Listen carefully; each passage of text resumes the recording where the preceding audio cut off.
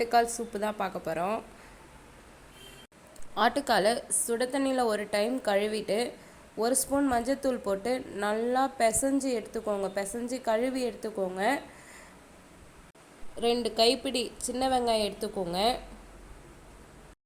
ஒரு பச்சை மிளகாய் எடுத்துக்கோங்க. ஒரு சின்ன துண்டு இஞ்சியும் ஒரு 20 பல்லு பூண்டும் எடுத்துக்கிட்டேன். 2 கொத்து கருவேப்பிலை.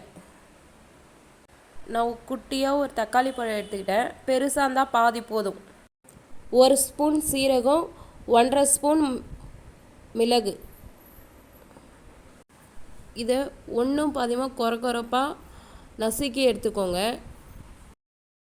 இந்த மாதிரி கொரப்பாக இருந்தால் போதும். ஒன்று பாதியமாக இருக்குது பாருங்கள், இந்த மாதிரி இருந்தால் போதும். அதே மாதிரி வெங்காயத்தையும் ஒன்றும் பாதியமாக தட்டி எடுத்துக்கோங்க. பூண்டு இஞ்சியும் ஒன்றும் பாதியமாக தட்டி எடுத்துக்கோங்க. இப்போ ஒரு பாத்திரத்தில் கொஞ்சமாக ஆயில் சேர்த்துக்கோங்க. இப்போ வெங்காயத்தை சேர்த்துக்கோங்க. அடுத்ததாக பச்சை மிளகாய் சேர்த்துக்கோங்க. இஞ்சி பூண்டு சேர்த்துக்கோங்க. கருவேப்பிலை சேர்த்துக்கோங்க.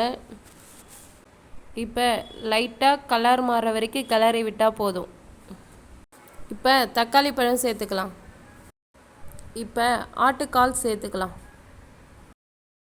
தட்டி வச்சுக்கிற மிளகு சீரகத்தையும் சேர்த்துக்கலாம். 1 ஸ்பூன் மஞ்சத்தூள் சேர்த்துக்கலாம்.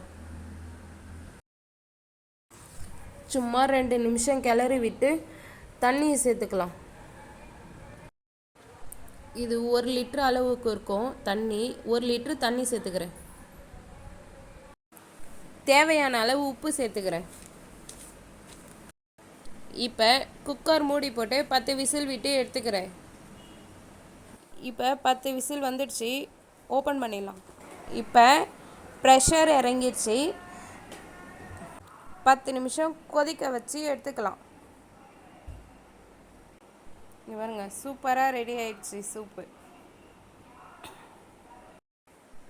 இந்த மாதிரி ஈஸியாக ட்ரை பண்ணி பாருங்கள்.